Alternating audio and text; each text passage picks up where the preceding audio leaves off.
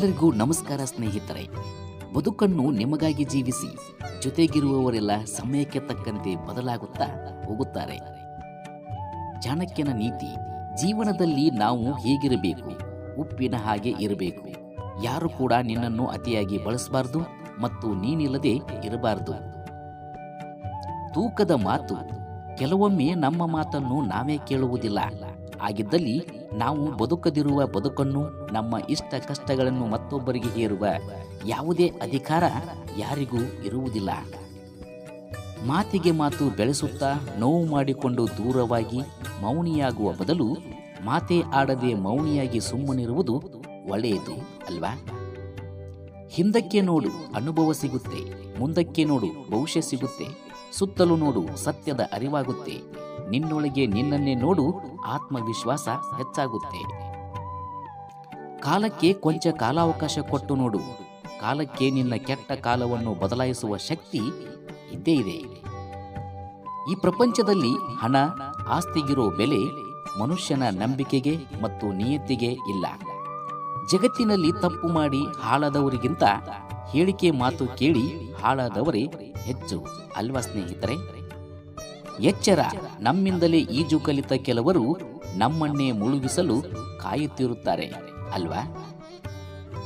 ದ್ವೇಷ: ಎಂದಿಗೂ ಯಾರನ್ನು ದ್ವೇಷಿಸಬೇಡಿ, ಏಕೆಂದರೆ ದ್ವೇಷ ತುಂಬಿದ ಮನದಲ್ಲಿ ದೇವರು ಖಂಡಿತವಾಗಿಯೂ ವಾಸ ಮಾಡುವುದಿಲ್ಲ.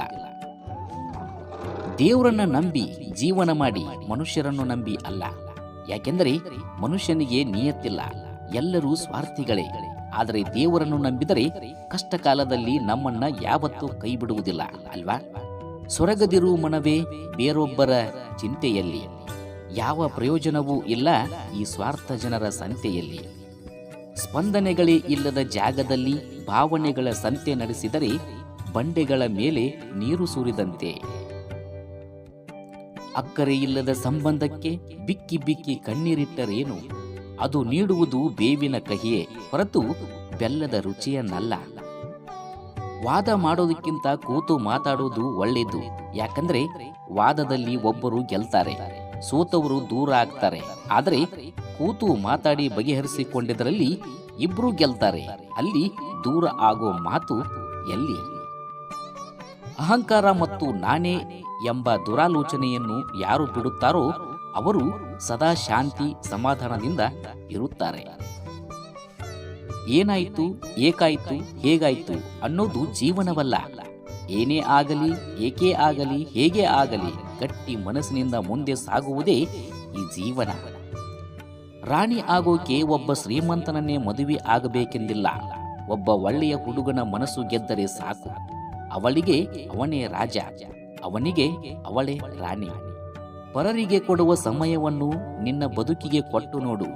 ಜೀವನದಲ್ಲಿ ಗೆಲುವು ನಿನ್ನದೇ ಆಗುತ್ತದೆ. ದೇವರು ನಮಗೆ ಏನು ಕೊಟ್ಟಿದ್ದಾನೆ ಎನ್ನುವುದು ಮುಖ್ಯವಲ್ಲ, ಕೊಟ್ಟಿರುವುದನ್ನು ನಾವು ಹೇಗೆ ಬಳಸಿಕೊಂಡಿದ್ದೇವೆ ಎನ್ನುವುದೇ ಮುಖ್ಯವಾಗಿರುತ್ತದೆ. ಸಲಹೆ ಕೊಡುವವರೆಲ್ಲ ಸಹಾಯ ಮಾಡಲ್ಲ, ಕರುಣೆ ತೋರಿಸುವವರೆಲ್ಲ ಕಷ್ಟಕ್ಕೆ ಆಗಲ್ಲ. ನಮ್ಮ ಜೀವನ ನಾವೇ ನೋಡಿಕೊಳ್ಳಬೇಕು. ಸ್ವಾರ್ಥಿಗಳ ಪ್ರಪಂಚ, ಇಲ್ಲಿ ಯಾರಿಗೆ ಯಾರೂ ಆಗಲ್ಲ. ಏನಾದರೂ ಮಾತಾಡುವಾಗ ಸ್ವಲ್ಪ ಯೋಚಿಸಿ ಮಾತನಾಡಿ, ಏಕೆಂದರೆ ನಿಮ್ಮ ಮಾತುಗಳು ಕೆಲವರ ನಗುವನ್ನೇ ಕೊಲ್ಲಬಹುದು. ಹೆದರಿ ಬದುಕಬೇಕಾಗಿರುವುದು ನಮ್ಮನ್ನು ಸೃಷ್ಟಿಸಿದ ಭಗವಂತನಿಗೆ ಹೊರತು ಕಣ್ಣಿಗೆ ಕಾಣದೆ ಬೆನ್ನ ಹಿಂದೆ ಮಾತನಾಡುವ ಜನರಿಗಲ್ಲ ಅಲ್ವಾ?